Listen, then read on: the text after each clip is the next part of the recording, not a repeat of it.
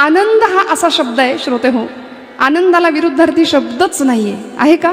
असेल तर मला कीर्तन झाल्यावर सांगा.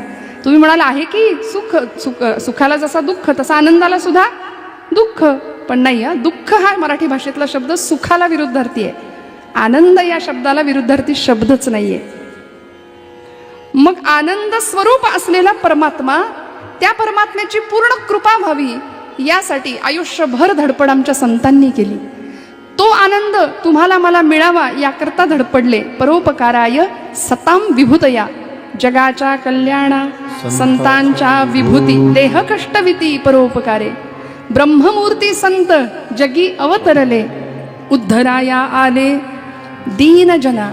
तुमचा माझा उद्धार करावा, तुमच्या माझ्या जीवनाचा उद्धार व्हावा याकरता अंतःकरण तळमळलं आणि त्याकरता आमचा उद्धार करण्याकरता प्रगट झाले. वास्तविक ज्ञानोबा हरिपाठात सांगतात, मागील या जन्मा मुक्त झालो. आम्ही इथे येण्याचं काही कारण नव्हतं, आम्ही मुक्त झालो आहोत, पण तरी सुद्धा का आलो? सेवितो हा रस वाटितो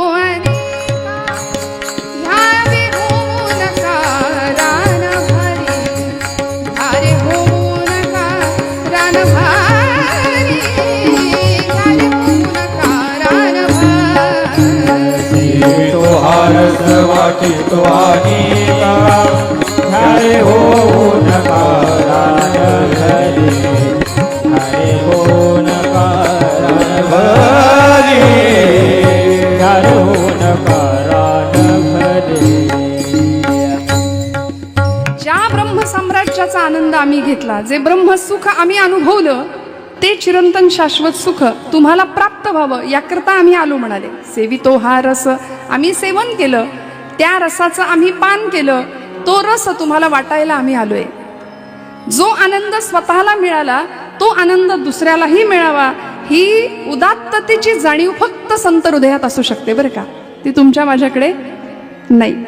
आपण सगळे नेहमी कीर्तन ऐकणारी माणसं आहात, बहुश्रुत आहात, त्यामुळे कीर्तनाची अभिरुची आज जरी श्रोत्यांची बदलली असली तरी मला माहिती आहे इथला श्रोता कसा आहे. त्यामुळे सासूसुनांच्या गप्पा आपल्याला कीर्तनामध्ये करायच्या नाहीत. प्रपंच आहेच, जो कटकट देतोच आहे आम्हाला आयुष्यभर, तो इथे 2 तासात परत आणायचा नाही. जेणेकरून मूर्ती ठसावी अंतरी श्रीहरीची, ऐसी कीर्तन मर्यादा हो संतांच्या घरची. नाथांनी सांगून दिलं, भक्ती ज्ञाना विरहित गोष्टी इतरा न कराव्या, प्रेम भरे वैराग्याच्या युक्ती विवराव्या. त्यामुळे बेसमेंट आमच्या कीर्तनाचं भक्ती असावं, आणि भक्तीने प्रफुल्लित असलेली आपण सर्व मंडळी आहात की अंतःकरणामध्ये भक्तीच उचंबळली आहे. आणि ही दिवाळी आमची, खरं तर ही ज्ञानाची दिवाळी आहे. एरवी दिवाळी येते ती दिवाळं काढून नेते, पण ही संतांची आम्हाला त्यांनी दिलेली ही ज्ञानाची दिवाळी आहे. म्हणून आपण सगळे भाग्यवान आहोत की महाराष्ट्रासारख्या सुंदर राज्यामध्ये आपण राहतो की जी संतांच्या पदस्पर्शाने पुनीत पावन झालेली भूमी आहे. जेथे वैष्णवांचा वास, धन्य भूमी पुण्य देश, धन्य भूमी पुण्य देश, धन्य भूमी पुण्य देश. जेथे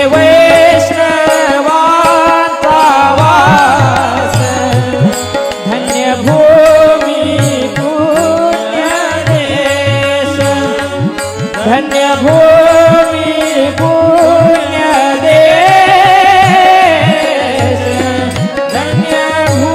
पुण्य देश. जेथे वैष्णवांचा वास,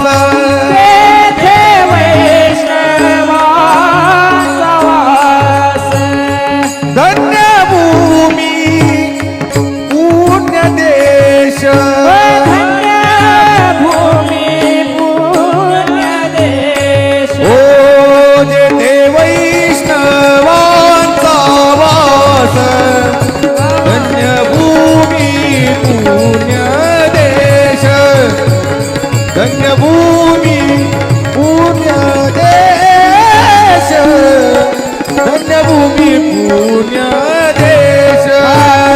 जेथे वैष्णवांचा वास, धन्य धन्यभूमी पुण्यदेश धन्यभूमी पुण्यदेश धन्यभूमी पुण्यदेश पुण्यदेश जेथे वैष्णवांचा वास धन्यभूमी पुण्यदेश. आणि आपण तर पुण्यवान अशा पुण्यात राहतो म्हणून माऊली म्हणाले पुण्याची गणना कोण करी, नाही का? पुण्याची म्हटले का? नाही ना, पुण्याची गणना कोण करी. पण आपण भाग्यवान आहोत. पवित्र ते कुळ पावन तो देश जेथे हरीचे दास जन्म घेते. धन्य आम्ही जन्म आलो दास विठ्ठलाचे झालो. कुणी हेवा करावा आमच्या भाग्याचा, असं आमचं भाग्य आहे. आणि आज कीर्तनाचा रंग असा आहे, आपण सगळी गुणीजन मंडळी आहातच.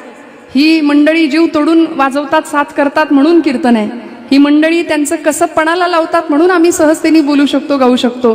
नाहीतर आम्हाला उगीच अहंकार होऊ शकतो, मी कीर्तन केलं. असं नाहीये. तुकोबा म्हणाले तूची श्रोता वक्ता ज्ञानासी अंजन सर्व होणे जाणे तुझी हाती. आणि विघ्नहर्ता असलेल्या गणपती बाप्पाच्या पूजेसाठी ते अधिष्ठान समोर ठेवून त्याच्या जयंतीसाठी आपण इथे जमलो आहोत. त्यामुळे बुद्धीची देवता विघ्नहर्ता असलेला गणनायक, स्थिर बुद्धी ज्याची आहे तोच स्थिर मांडी घालून बसू शकतो याचं प्रतीक असलेले गणपती बाप्पा आहे. म्हणून बघा तुम्ही शास्त्रात मंगलमूर्तींची जी मूर्ती आहे की नाही, शास्त्रानुसार बरं का, आता ट्रॅक्टरवरचा पण गणपती असतो, हां अजून कुठल्या वेशातला असतो तो विषय सोडून द्या, पण शास्त्रांनी सांगितलेली गणेशाची मूर्ती ही स्थिर आसन आहे. स्थिर बुद्धीचं लक्षण आहे ते.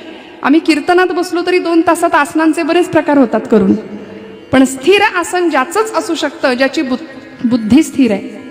तुम्ही आम्ही खेळीमेळी गदारोळी आनंदे हे सगळ्यांनी मिळून करायचं काम आहे. ही सेवा सगळ्यांनी मिळून व्हावी म्हणून एकट्याचं नाही. कीर्तन हे एकट्याने होऊच शकत नाही. श्रोते तुम्ही महेशाची या मूर्ती, ज्ञानोबांनी श्रोत्यांना नमस्कार केला, अधिकार सांगितला. आणि परब्रह्म स्वरूपातले आपण श्रोते म्हणून मी नेहमी सांगत असते, शब्दब्रह्म, स्वरब्रह्म, नादब्रह्म यांचा त्रिवेणी संगम झाला की कीर्तनात परब्रह्म साकार होतं. तर जन्माला आलेला प्रत्येक व्यक्ती समाधानासाठी, सुखासाठी, मग ते नश्वर सुख मिळावं याकरता का होईना, प्रपंचातल्या मागण्या मागाव्या याकरता का होईना, भगवंताच्या दारात जातोच. कितीही नास्तिक माणूस असला ना तरी भगवंताकडं जातो. खरं तर नास्तिक म्हणवणारा जास्त आस्तिक असतो. देव नाही असं म्हणणारी माणसं त्याचं अस्तित्व जास्त मान्य करतात, माझं हे मत आहे. पु ल देशपांडे म्हणायचे मी नास्तिक आहे, स्वतः मान्य करायचे, पण देवाकडून, देवाच्या रस्त्यावरून किंवा एखाद्या देवळासमोरून जाताना माझे हात नकळत जोडले जायचे भगवंताकडे. त्यामुळे 100% नास्तिक या जगात कुणीच असू शकत नाही, कुणीच नसतो. बरं, देव आहे की नाही त्याच्या अस्तित्वावर शंका घेणं म्हणजे आपल्या अस्तित्वावर शंका घेण्यासारखं आहे. त्यामुळे त्या परमात्म्याची पूर्ण कृपा होण्याचे अनेक मार्ग आम्हाला परमदीन दयाळ दीनवत्सल असलेले आमचे संत, की ज्यांना माऊलीच्या संबोधनाने आम्ही संबोधलं, त्या आई समान असलेल्या संतांनी आम्हाला मार्ग दाखवलाय. मार्ग दावूनी गेले दयानिधी संत. त्यामुळे आज त्यांच्या कृपेने तुम्ही आम्ही सगळे इथे आहोत. त्या मार्गावरून वाटचाल करत असताना त्यांचा सहवास सहज जरी लाभला तरी काय काय परिणाम होतं हे सगळं सांगत असताना, जसं माइलस्टोन्स असतात की नाही, हे मिळाल्यावर हे मिळतं, ते मिळाल्यावर ते मिळतं, तसं या अभंगामध्ये तुकोबरायांनी आम्हाला असे माइलस्टोन्स दिलेत. काय केल्याने काय मिळेल, काय केल्याने काय मिळेल. आपल्याला सवय असते साधारणपणे प्रापंचिक मनुष्य, लाभ काय मिळेल, हे मी केल्यानंतर मग मला काय मिळेल, उपास तापास केल्याने मग मला काय मिळेल, 16 सोमवारचं व्रत आम्ही करू, काहीतरी कामना असते म्हणून करू, हा स्वभाव आहे आमचा. काय केल्याने काय मिळतं, तुकोबरायांना आमचा स्वभाव माहिती आहे. म्हणून प्रस्तुतच्या अभंगात सुरुवातीपासूनच महाराजांनी फायदेच सांगितले हो संतांच्या सहवासाचे. संत चरण रज लागता सहज, संत चरण रज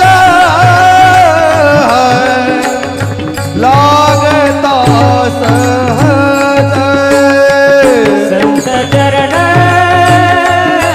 रज लागता सहज. क्या बात है? संत चरण रज लागता सहज. संत चरण रज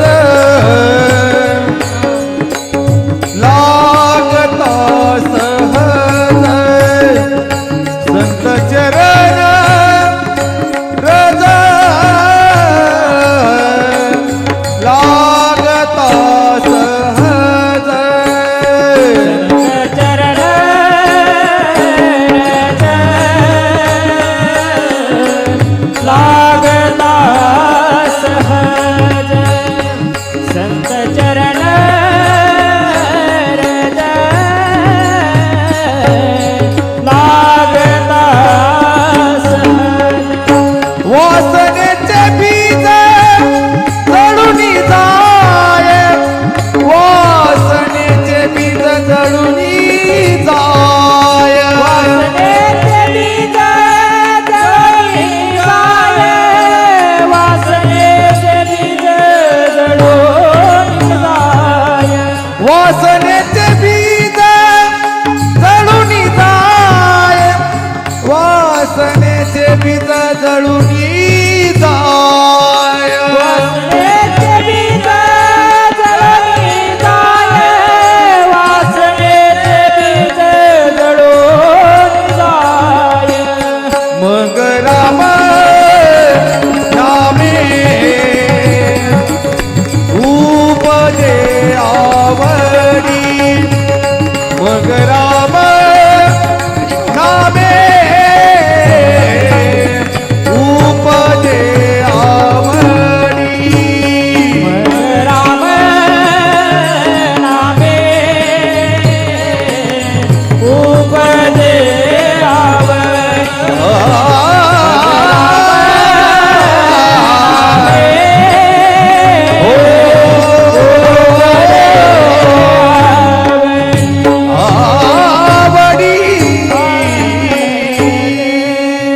संत चरण रज लागता सहज.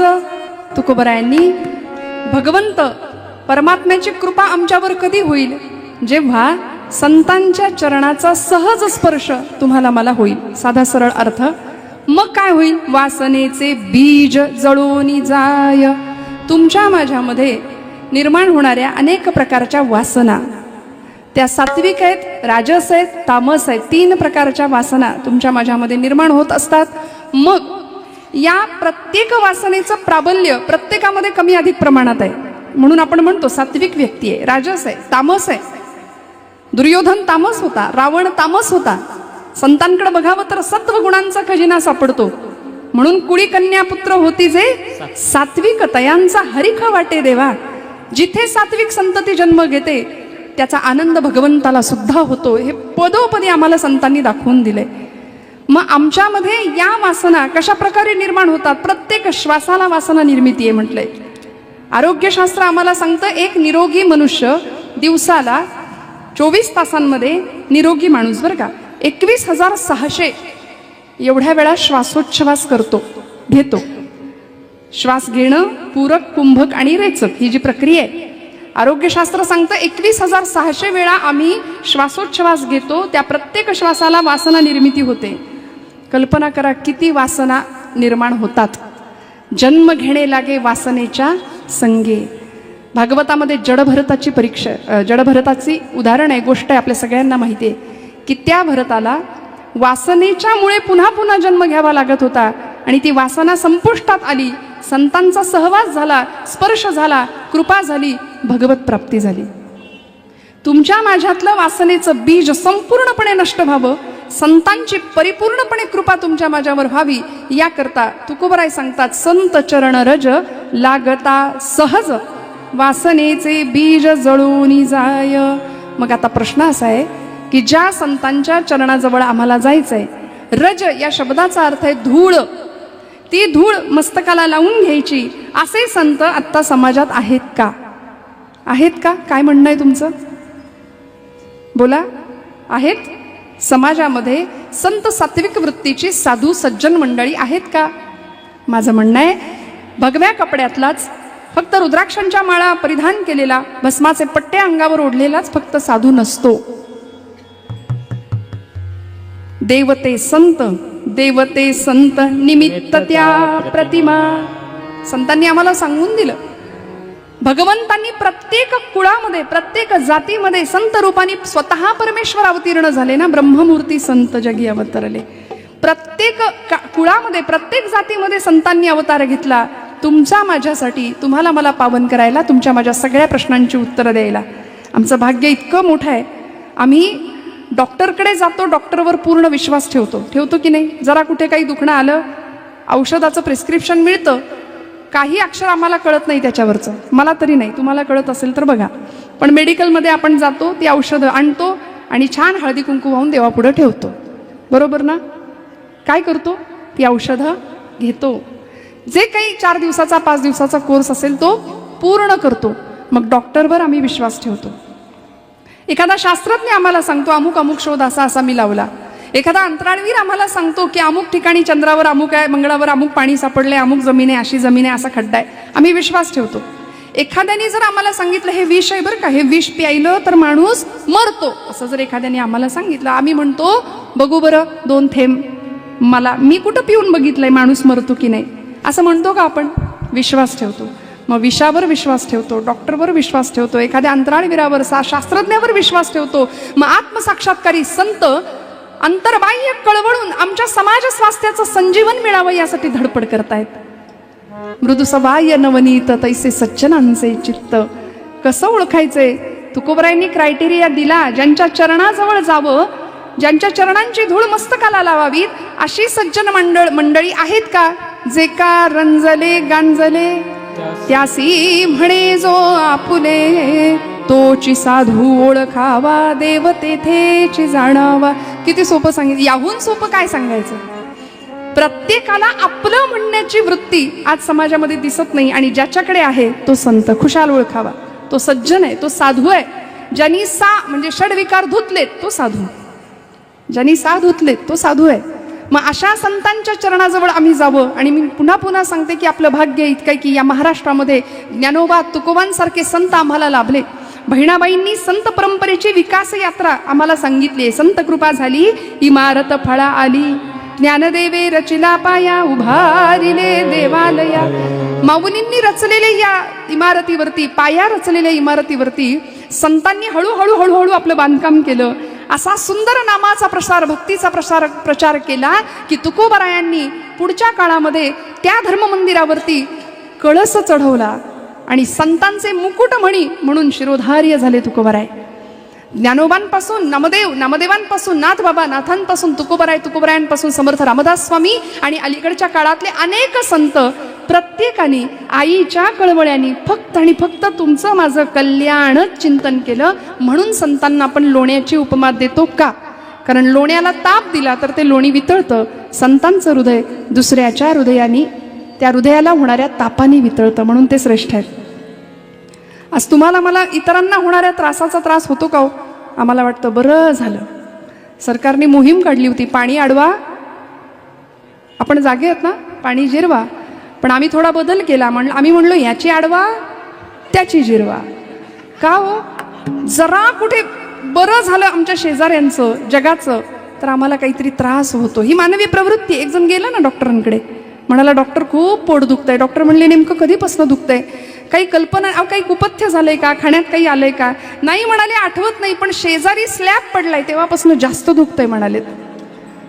किसी ने कहा है लोग अपने दुखों से उतना सुखी नहीं है जितना कि दूसरों के दुखों को देखकर सुखी है. अपने दुखों से उतना दुखी नहीं है जितना कि दूसरों के सुखों को देखकर दुखी है. मला सांगा, आमचं दुःख आमच्या पाचवीलाच पुजलंय, पण इतरांचं दुःख बघून आम्हाला सुख व्हावं की दुःख व्हावं? म्हणून माझे ज्ञानोबा माऊली का श्रेष्ठ? का त्यांची चरण धूळ मस्तकाला लावायची? आज आम्ही आळंदीला गेलो तर माझी माऊली म्हणून कडकडून मिठी मारतो.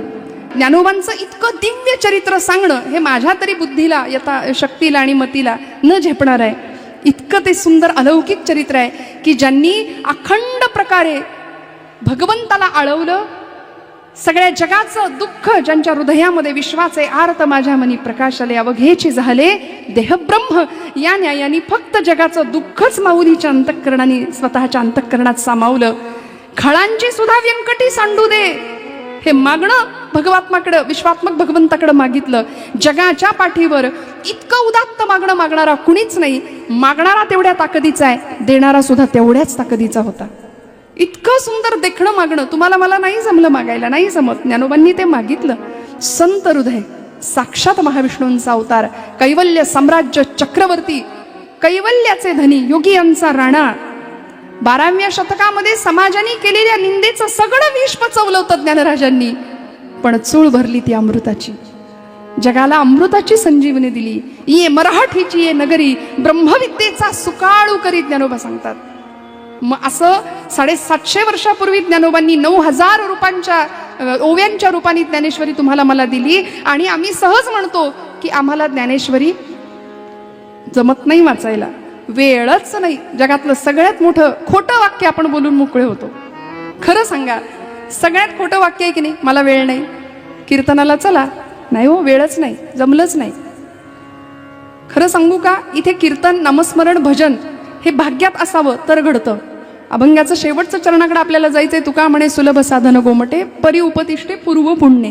हे सहज साध्य जरी वाटत असलं तरी सुद्धा पूर्व पुण्याही लागते. जन्मोजन्मी आम्ही बहुपुण्य केले तेव्हा या विठ्ठले कृपा केली. सहस्त्र जन्मा वळगी जे एक वेळ मुखासी यावया. हजारो जन्मांची पुण्य ओवाळून टाकावी लागते एकदा भगवंताचं नाम मुखात यायला. म्हणून आम्ही सगळे भाग्यवान आहोत की इथे ज्ञानोबांच्या तुकोबांच्या महाराष्ट्रामध्ये तर आम्ही आहोत. छत्रपती शिवाजी छत्रपती संभाजींच्या महाराष्ट्रामध्ये आम्ही राहतो आहोत. इथे येऊन कथा कीर्तन ऐकण्याची वृत्ती आमच्या मनामध्ये निर्माण होतीये. का?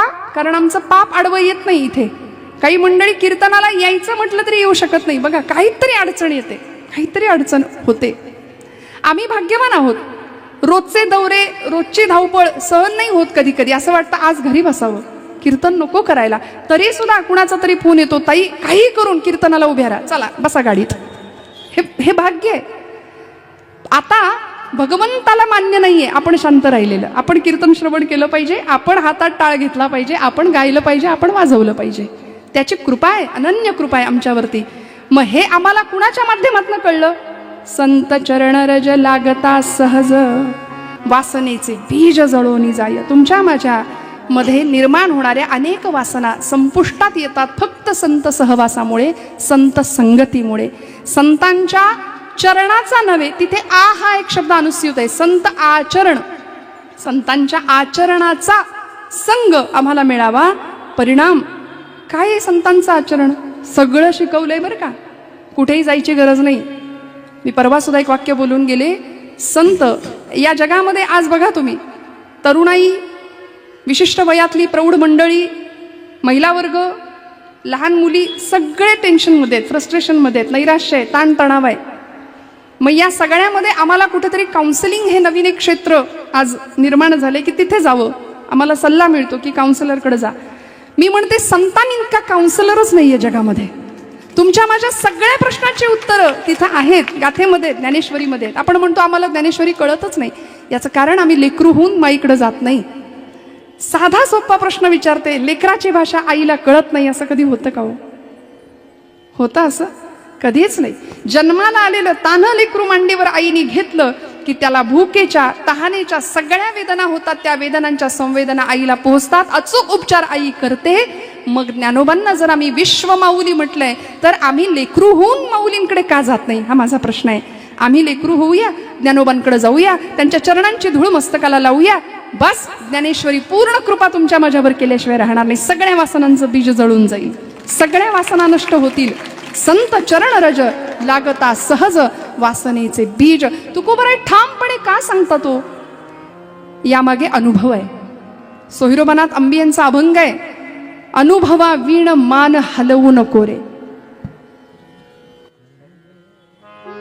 हरिभजना वीण काळ घालवू नको रे.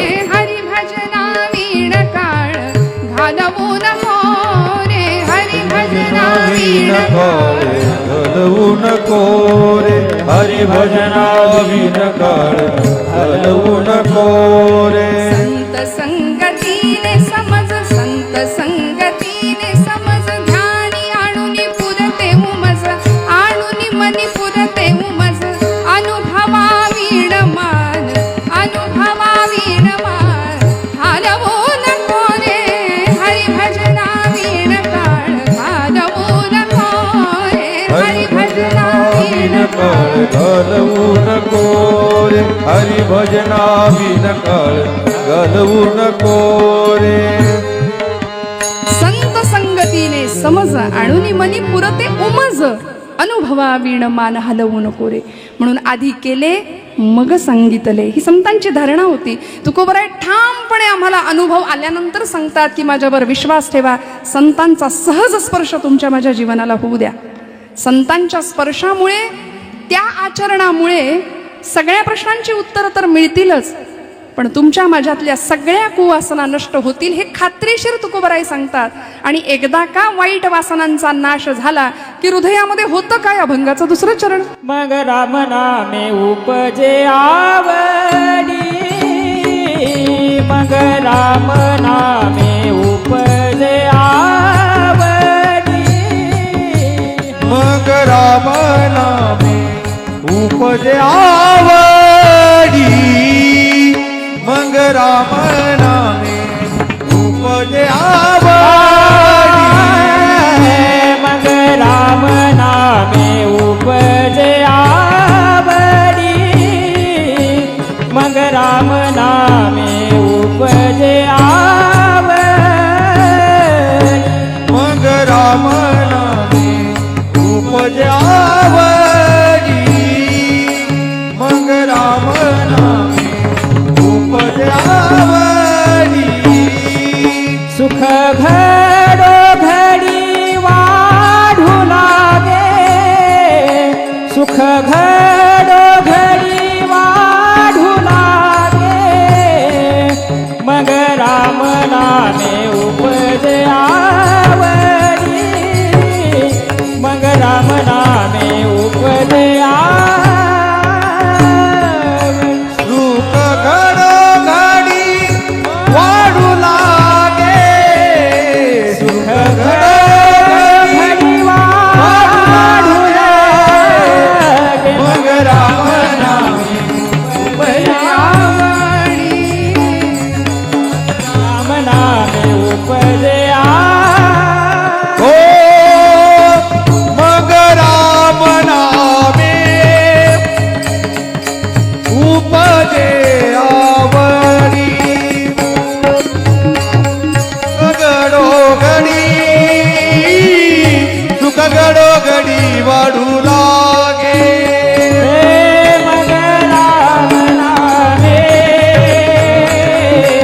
उपजे आवडी, हो सुख घडोघडी, घडोघडी सुख घडोघडी वाढू लागे.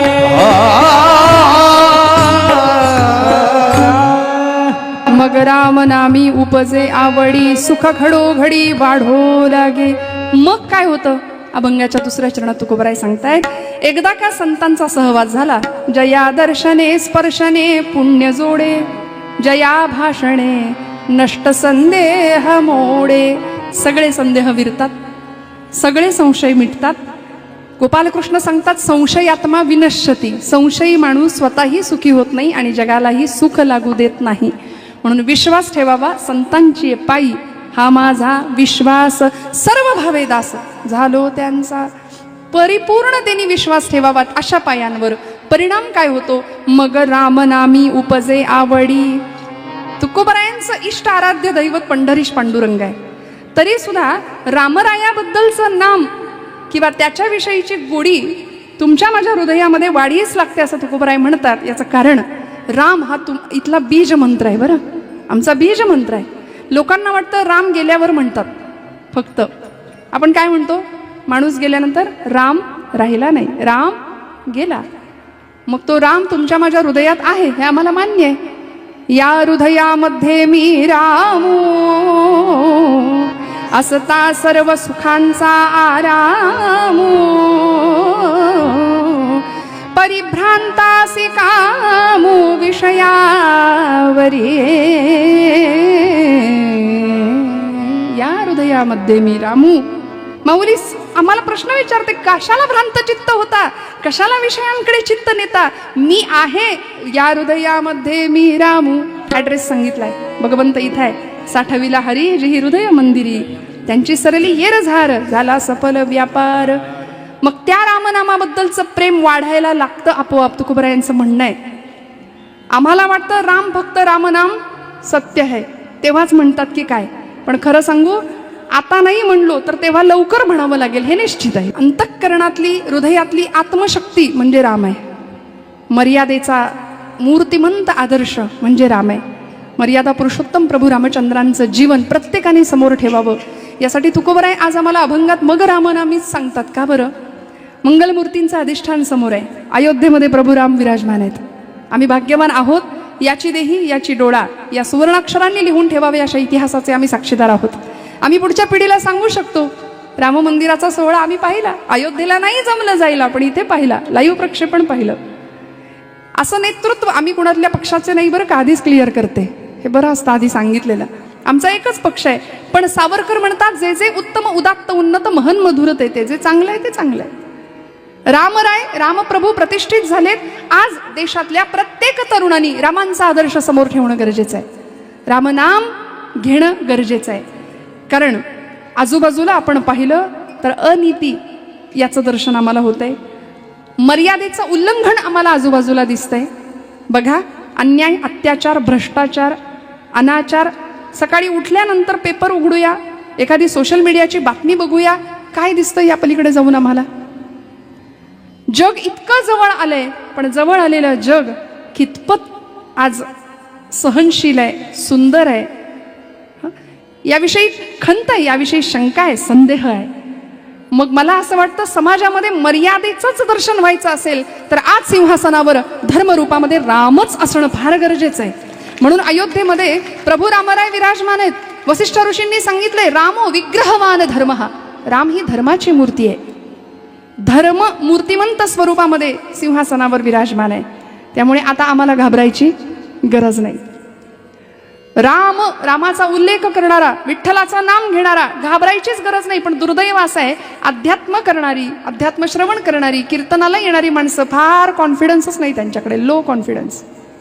मग हे केलं तर ते होईल, मग असं केलं तर तसं होईल. कशाला इतके घाबरतो आम्ही? निर्भयता अध्यात्म आम्हाला देते. श्रोते हो, अध्यात्माकडून मिळालेली सुंदर देणगी, मनुष्य निर्भय बनतो. निष्काम निश्चल विठ्ठली विश्वास पाहू नये वास आणिकांची तुकोबराय जर आम्हाला सांगत असतील तर हे सगळं संतांच्या सहवासाने मिळेल, अध्यात्म श्रवणाने मिळेल. त्यामुळे जीवनामध्ये राम आल्याशिवाय राहणार नाही. मी आज माझ्या प्रत्येक तरुण भावंडांना सांगतेय की आता आमच्या हातामध्ये मोबाईल नावाचं ते डबडं आहे. प्रत्येकाच्या हातामध्ये, सगळे ॲडिक्ट आहोत आम्ही. अगदी आबाल वृद्ध, म्हणजे लहानांनाच दोष आम्ही देतो. पोराला काही कळतच नाही, सारखा मोबाईल घेतो. पण ते घेत असताना घरातले आजोबा म्हणतात मला सुद्धा कळत नाही, एवढं त्यातलं त्याला कळतं. सगळे फंक्शन त्याला माहिती आहेत, सगळे खेळ त्यातले तो खेळतोय. सोशल मीडिया त्याच्या हातात आहे, सगळं जग त्याच्या हातात आहे. आम्ही नको त्या गोष्टींना दुजोरा देतो, त्याचं कौतुक करतो. मग त्याच मंडळींना नाही तर तुम्हाला मला सुद्धा ते व्यसन आहे की नाही? मान्य करा, हो म्हणा. वा वा, याला मोठेपणा लागतो मनाचा. बघा, आहे बाबा व्यसन. आमचं रोज दूध उतू जातं व्हॉट्सअप चॅटिंग करताना. काय करायचं? रोज आम्ही पोरांना म्हणतो मला माझं काम करू दे, हा घे मोबाईल आणि बस तिकडं. म्हणतो की नाही आम्ही? हो म्हणा. त्यामुळे हे सगळं तुमच्या माझ्या बाबतीत घडतंय. मग मर्यादा आम्ही कधी शिकणार?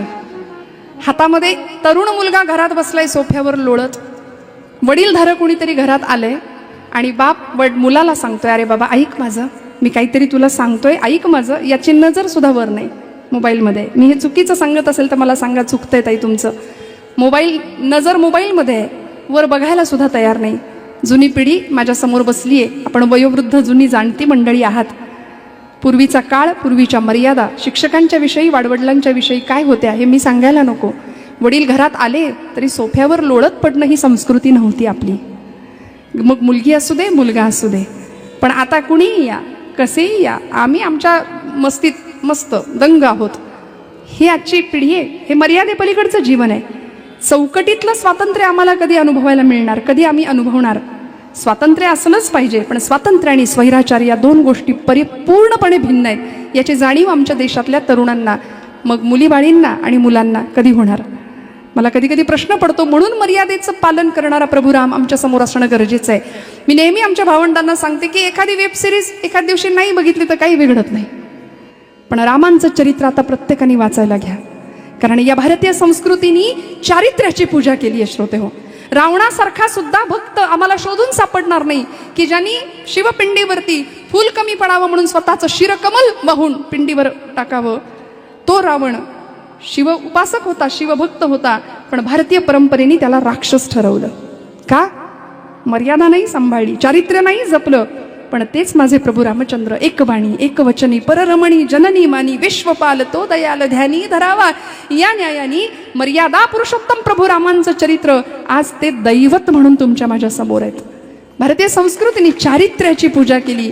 या देशातल्या प्रत्येक तरुणांनी चारित्र्य जपावं. स्वामी विवेकानंदांनी तारुण्याचे 3 तकार आम्हाला याकरताच सांगितलेत: तेजस्विता, तपस्विता आणि तत्परता.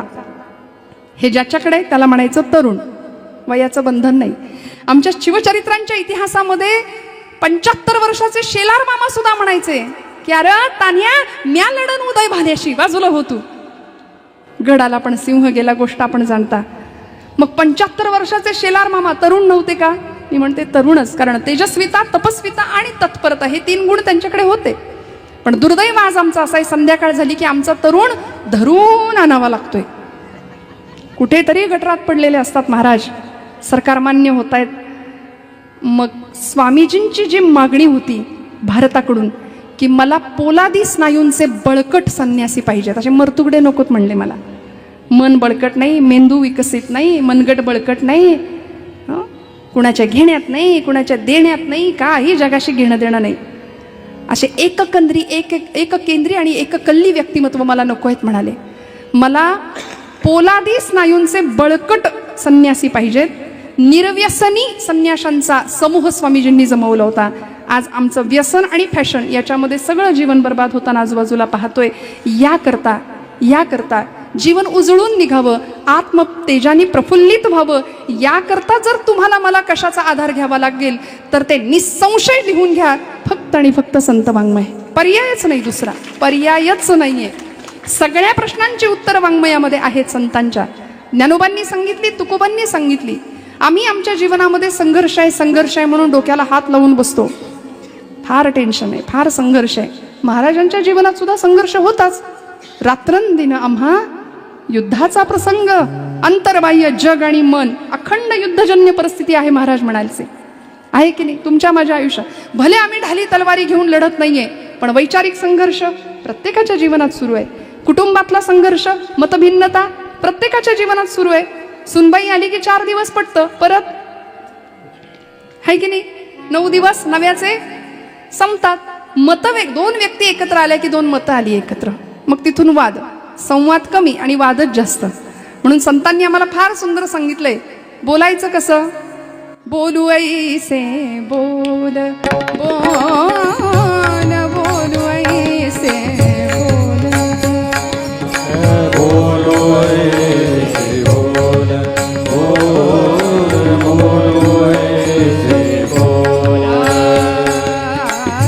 बोलू ऐसे बोले, बोले बोलू ऐसे बोले, जेणे बोले विठ्ठल डोले, हो जेणे बोले विठ्ठल डोले, जेणे बोले विठ्ठल डोले, जेणे बोले विठ्ठल डोले, प्रेम सर्वांगाचे आई, प्रेम सर्वांगाचे आई.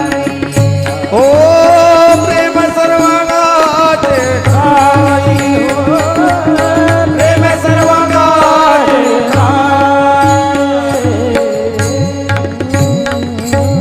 बोलू ऐसे बोले, जेणे बोले विठ्ठल डोले. माझ्या बोलण्याने समोरच्याच्या हृदयातला विठ्ठल डोलला पाहिजे. संतांचं आचरण कसं आहे? संतांच्या चरणाची धूळ का घ्यायची, मस्तकाला लावायची? सहज दर्शन पुण्य जोडणार आहे. आचरण शुद्ध परिस्थिती निर्माण होणार आहे. काय बोलायचं, कसं बोलायचं, आचारसंहिता ठरवून दिली. माझ्या बोलण्याने समोरच्याच्या हृदयातला विठ्ठल परमात्मा डोलला पाहिजे. एखाद्याच्या हृदयाला घर पाडण्याकरता तुमच्या माझ्या शब्दांची योजना असावी का? नाही. मग शब्द संभल के बोलिये, शब्द के हाथ ना पाव. एक शब्द है औषधी, तो दुसरा शब्द है घाव. आयुष्यभर आम्ही दुसऱ्याच्या हृदयाला चरे पाडतो शब्दांनी. आणि श्रोते हो, शब्दांची जखम भयानक असते, ती भरून नाही निघत. शस्त्राचा वार भरून निघेल, जखम भरून निघेल, पण शब्दांनी केलेली जखम भरून नाही निघत. म्हणून माणसं दुखावली जातात. 25 वर्षापूर्वी लग्नामध्ये साडी हलकी दिली म्हणून केलेला अपमान 25 वर्ष आमच्या लक्षात राहतो की नाही? आता माझ्या पोराच्या लग्नात तिला बघ, ठेवतो की नाही आम्ही लक्षात? कृतीने माणूस दुखावतो, शब्दांनी माणूस दुखावतो. मग एखाद्याला दुखवण्याकरता आमची योजना नाहीये. बरं, काय किती सिरियसली घ्यावं? दुसऱ्याची कृती, वृत्ती, विचार, बोलणं आम्ही आमच्यापर्यंत कितपर्यंत लागून घ्यावं हे तुमच्या माझ्या हातात आहे. श्रोते हो, तुमच्या माझ्या परवानगीशिवाय आपल्याला कुणीच सुखी किंवा दुःखी करू शकत नाही. वाक्य लक्षात ठेवूया. आपल्या इच्छेशिवाय आपल्याला कोणीच सुखी किंवा दुःखी करू शकत नाही. म्हणून जीवन विद्या मिशनचं वामनराव पैंचं सगळ्यात मोठं वाक्य आहे, तूच आहेस तुझ्या जीवनाचा शिल्पकार. मग ही आमच्या जीवनाची शिल्पकृती घडवण्याचं पूर्णपणे सामर्थ्य संतांनी आम्हाला दिलंय. छत्रपतींनी तुकोबांच्या जवळ जावं, समर्थांच्या जवळ जावं. आता आम्ही इतके बुद्धीचे फाटे फोडतो की छत्रपतींचे गुरु कोण याच्यातच आमचं जीवन चाललंय वाद घालण्यात. असू दे ना, गेले समर्थांकडे, गेले तुकोबांकडे. भक्तीची शिकवण तुकोबांनी दिली, शक्तीची शिकवण समर्थांनी दिली. कशाला आम्ही आमच्या बुद्धी पाजळायचे, विनाकारण वाद घालत बसायचे समाजामध्ये? पण आपल्या उपाशी विठोबा असू दे किंवा पासोड्या विठोबाचं मंदिर असू दे, निवडुंगा विठोबाचं मंदिर असू दे, तुकोबारायांचं कीर्तन व्हायचं पुण्यामध्ये. आणि छत्रपती शिवप्रभू शककर्ता राजा होता, हिंदवी स्वराज्य संस्थापक राजा होते, पण तुकोबारायांच्या कीर्तनात जाऊन बसायचे. संत चरण रज लागता सहज. का? माहिती होतं, आईने पूर्णपणे संस्कार करूनच पाठवलं होतं की राजा, रामासारखं व्हायचं असेल, कृष्णासारखं व्हायचं असेल तर तुला श्रवण करावं लागेल. रामायण कथा, महाभारत कथा, हे या सगळ्याचे संस्कार पूर्वापासून होत होते. म्हणून तर शककर्ता राजा महाराष्ट्राला मिळू शकला छत्रपतींच्या रूपाने. श्रोते हो, म्हणून मिळू शकला. जिजाईंसारख्या 50 वर्षाच्या राजकारणाचा दीर्घ अनुभव असलेली एक खमकी स्त्री पाठीमागे उभी होती. आम्हाला असं वाटतं चमत्कार घडला की काय राजे आले म्हणजे, नाही. भवानी मातेने असा आशीर्वाद दिला, इकडून काहीतरी लाईट आला, ते टीव्ही मध्ये आपण बघतो आणि झाले राजे प्रगट, असं झालंय? नाही. प्रचंड तडजोड आहे, प्रचंड कष्ट आहे, प्रचंड मेहनत आहे. रक्ताचं पाणी करून माझ्या जिजाऊ साहेबांनी राजांना घडवलंय. आज तुम्ही आम्ही आमच्या मुलांकडून फार अपेक्षा करतो, खूप अपेक्षा करतो. भरपूर मोठा हो, भरपूर शिक आणि भरपूर बस, संपलं तुझं जीवन ध्येय. या पलीकडे जाऊन माझ्या मातृभूमीसाठी काहीतरी कर. या भारत देशाचा सुजाण नागरिक हो. तुझं जीवन इतरांच्या कामी कसं येईल याच्यासाठी काहीतरी विचार कर. असं सांगणाऱ्या किती माता आहेत मला सांगा. म्हणून भगतसिंग ज्यावेळी फासावर जात होते ना, त्यावेळी भगतसिंगांची आई रडायला लागली. तुरुंगाच्या कानाला त्या भिंत लावायची, या भिंतीला कान लावायची. लोकांनी विचारावं, माँ क्यों रो रही हो, आपका भगत फाशी पे जा रहा है. 22-23 वर्ष काही मरायचं वय नसतं, पण निघाले, हुतात्मा झाले.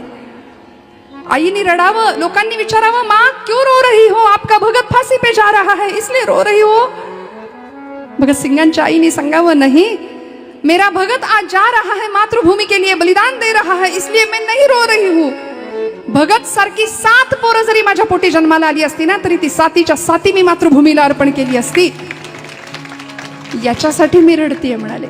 इतका त्याग, इतकं बलिदान, सर्वस्व समर्पण हे संतांनी या भूमीला शिकवले. श्रोते हो, म्हणून संतांच्या चरणाने काय होणार आहे? सुख घडोघडी वाढू लागे, तुकोबाराय म्हणतात. प्रपंचातलं सुख आम्ही जे मानतो ते खरं सुख नाहीच आहे, तो भ्रम आहे सुखाचा, खोटं सुख. पण चिरंतन सुख, सुख घडोघडी वाढू लागे महाराज म्हणतायत. म्हणून परमार्थातलं सुख आणि प्रपंचातलं सुख यामध्ये फरक आहे. प्रपंचातलं सुख गणिती पद्धतीने वाढतंय असं आपल्याला वाटतं, पण परमार्थातलं सुख बहुमितीय पद्धतीने वाढतं, दुपटीने. आणि म्हणून तर चोखोबांना दिसलं होतं तिथे, चोखोबांना दिसलं ना पंढरीच्या वाळवंटामध्ये. साजिरे गोजिरे श्रीमुख चांगले, साजिरे गोजिरे श्रीमुख चांगले, शंख चक्र विरविले गदा पद्म विटेवारी विटेवारी, सुखाचे जे सुख चंद्रभागे धरे, सुखाचे जे सुख चंद्रभागे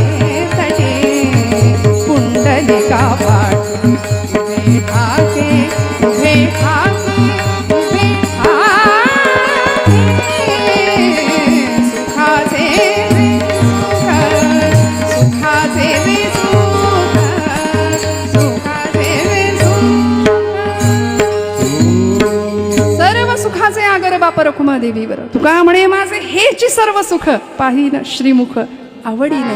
सगळं सुख आणि सुखाच्या सगळ्या कन्सेप्ट तिथं येऊन थांबल्यात संतांच्या. तुम्हाला मला जे वाटतं ते सुख फक्त प्रपंचातलं नश्वर आहे. म्हणून तुकोबराय म्हणतात मग राम नामी उपजे आवडी सुख घडोघडे वाढो लागे. यानंतरचा परिणाम काय मी म्हटलं ना, हे झाल्यावर हे झाल्यावर हे. आणि आध्यात्मिक क्षेत्रामध्ये एका उंच बैठकीवर तुकोबराय आम्हाला निघून जात आहेत. काय होतं? अभंगाचं 3रं चरण. कंठी प्रेम दाटे नयनी नीर लोटे. कंठी प्रेम दाटे नयनी नीर लोटे.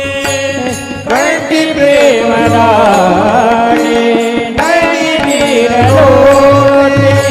कंठी प्रेम दाटे नयनी नीर लोटे. कंठी प्रेम दाटे नयनी नीर लोटे.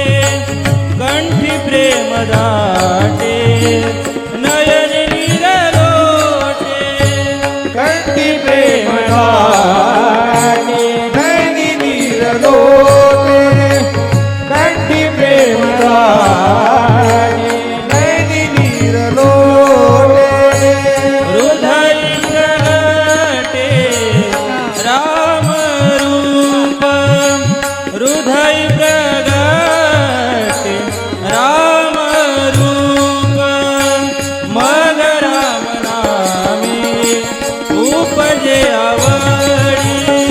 मग राम नामे उपजे आवडी. हृदय प्रगटे राम रूप. हृदय प्रगटे राम रूप. मग राम नामे उपजे आवडी. मग राम नामे उपजे आवडी. कंठी प्रेम दाटे. काय होणार आहे? संतांचा सहवास मिळाला. मग काय झालं? मग रामनामी उपजे आवडी सुख घडोघडी वाढो लागे. मग काय झालं? कंठी प्रेम दाटे नयनी नीर लोटे. उगीच डोळ्यातून पाणी येत नाही बरं का. त्याच्याकरता हृदय थोडंसं संवेदनाशील असावं लागतं. परवा एकाने मला विचारलं, खरंच आळंदीमध्ये माऊली आहेत का? मला इतका राग आला होता.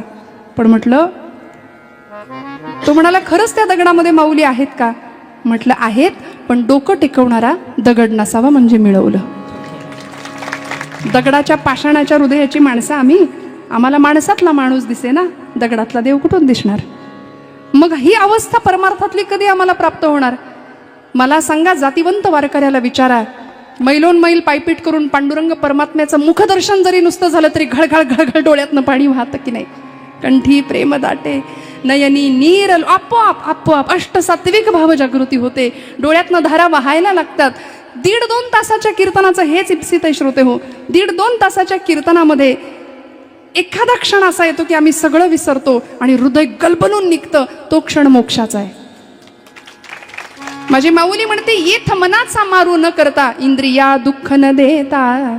येथे मोक्ष असे आयता श्रवणाची. कुठेही मन मारायला नाही सांगितलं, कुठेही इंद्रियांना दुःख द्यायला नाही सांगितलं, जंगलात जायला नाही सांगितलं, तपश्चर्या करायला नाही. फक्त म्हणाले कीर्तनात येऊन बसा, आयता मोक्ष आपल्याला मिळणार आहे.